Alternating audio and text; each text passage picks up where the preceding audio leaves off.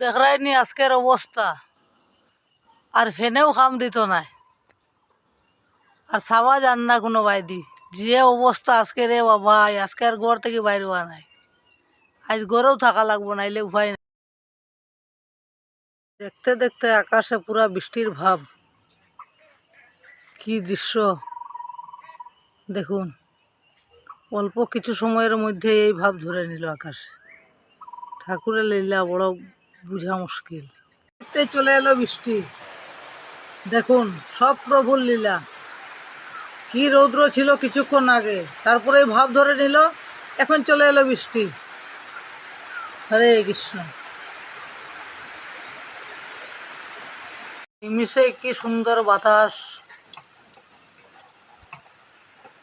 কোথায় বলে না, অসাধ্য সাধ্য হয় যদি গুরুর কৃপা হয়। ঠিক ভগবানের অসাধ্য কিছু নাই। যার কৃপা ছাড়া একটি গাছের শুকনা পাতাও পড়ে না, এবং উনার আদেশ মতোই সব কিছু চলছে। তাই কখনো রোদ, কখনো বৃষ্টি, কখনো বাতাস, সব কিছু সাজিয়ে গুজিয়ে ভগবান আমাদেরকে সুন্দরভাবে রেখেছেন। তার মধ্যেও আমরা শান্তিতে বাস করতে পারছি না।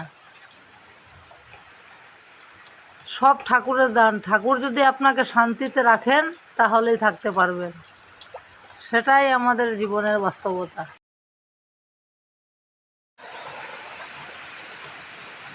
আহারে কি নির্মল বাতাস। লাস্ট পর্যন্ত কি বৃষ্টি এলো, এবং আমার এই ছোট ব্লগটি সবাই দেখার জন্য অনুরোধ রইল। ভালো লাগলে ভিডিওটি অন্যকে দেখার সুযোগ করে দেবেন। হরে কৃষ্ণ, জয় নিতাই, শুভ বিকাল।